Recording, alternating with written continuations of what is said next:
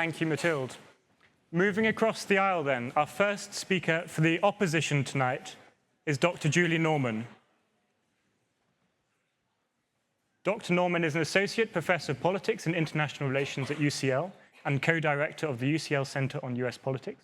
She has published widely on US politics and foreign policy and is a frequent commentator on both the BBC, CNN and Bloomberg, amongst other media outlets. Dr. Norman, it's a pleasure to have you here tonight. You have the floor.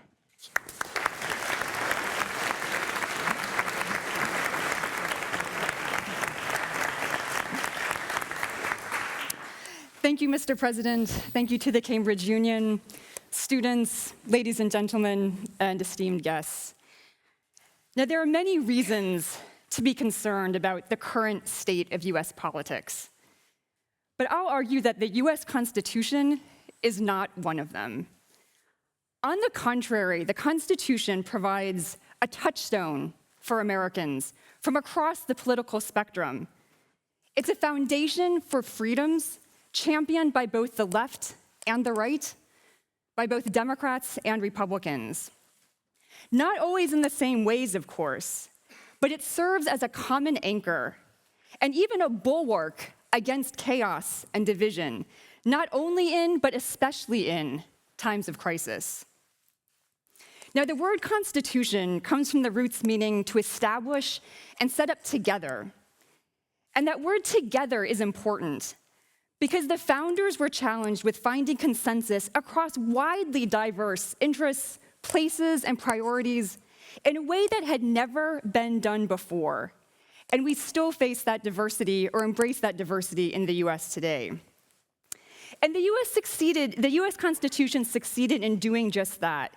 It established for a brand new cobbled together country an unprecedented system of government that has sustained to this day, nearly 2.5 centuries later. Now, was it perfect? No. Has it required changes? And might it require more? Yes, absolutely. But our question today, is the US Constitution still fit for purpose? Perhaps if by purpose you mean the ability to propel exponential progressive change on a regular basis, then perhaps not. But show me a government system anywhere that has been able to do that or would potentially even want to do that. Rather, if by purpose you mean establishing a government that twins stability with progress. If by purpose you mean establishing a government that simultaneously reflects the will of the people and protects minority interests and individual rights. If by purpose you mean establishing a government that is set up with inherent mechanisms within it to allow it to adapt and improve and change, then yes, without question, the US Constitution is still fit for purpose. And I hope that you will agree and walk through the door on the left with us at the end. Yes? What change have we seen in the United States Constitution in the past 30 years? Okay, thank you for the point. I'll come to amendments a little bit later, and my colleagues will continue, but I'll point out that is inherent in the Constitution. It's more the infallible institutions and individuals in our government right now who make those kinds of amendments impossible. Thank you. So I will argue that the US Constitution is not only functional, but was and remains simultaneously pragmatic and revolutionary.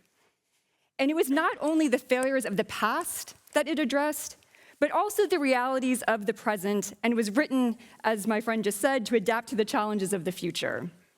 Now, looking back, I think we can all agree that the Constitution in its time, as the proposition suggested, was radical and rational in setting up a new form of representative government that was previously unthinkable. And it ended up being a game changer, not only for America, but for the world. Against the odds, the founders hashed out a system that rejected the individual concentration of power in a single person. That was all the world really knew at the time, and which is perhaps still all too common in our own time.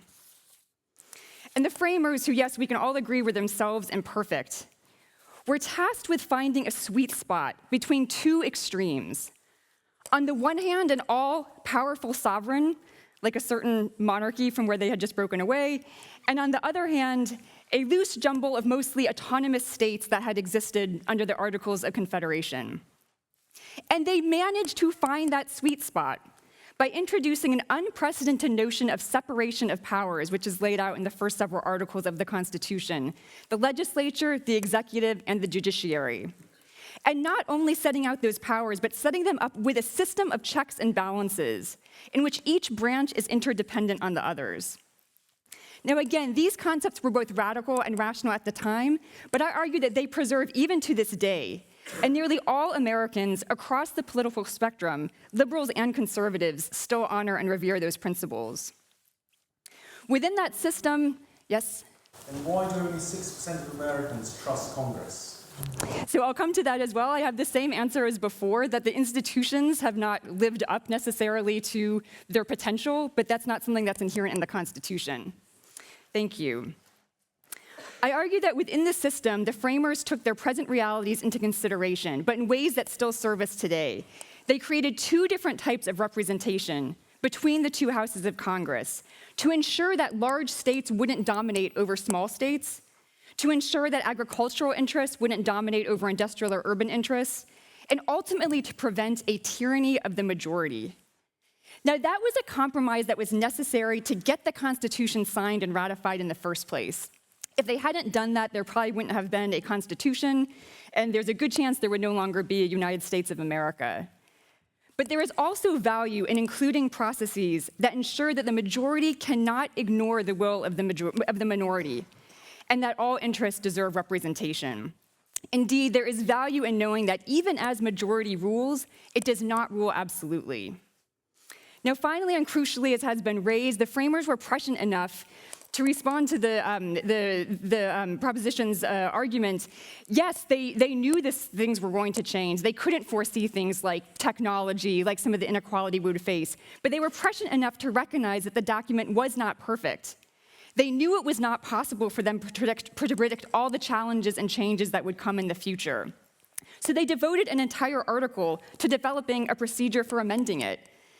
And it's a good thing they did because it allowed them to draft the Bill of Rights in response to public feedback at the time, encoding some of our most sacred individual rights and freedoms, including freedom of speech, which anyone who attends public debates on their Thursday nights should value. Now, it's the same amendment system that allowed us to adapt and amend the Constitution in important ways, maybe not as much as some of us would like, and not maybe as fast as space, but those changes have come, and more will likely come in the future. Now, I agree, the US is facing many challenges right now, gerrymandering among them, inequality among them, but those aren't rooted in the Constitution. Grievances like the winner-take-all electoral system, the filibuster in the Senate, the structure of the Supreme Court, the two-party system, these are the results made by fallible individuals and imperfect institutions, not by the Constitution itself. Now, we've heard some say that the Constitution should have provided more safeguards against these current issues, but the Constitution purposely was not overly prescriptive. Rather, it provided a framework for Americans to shape our government as we see fit in each age, protecting against the worst inclinations of human nature and appealing to our best. So indeed, in making the Constitution a living document, whatever grievances we have regarding it, those are on us to address and change. The Constitution lays out a radical model alongside a pragmatic process to form a more perfect union, if only we, the people, have the will to do so. Thank you.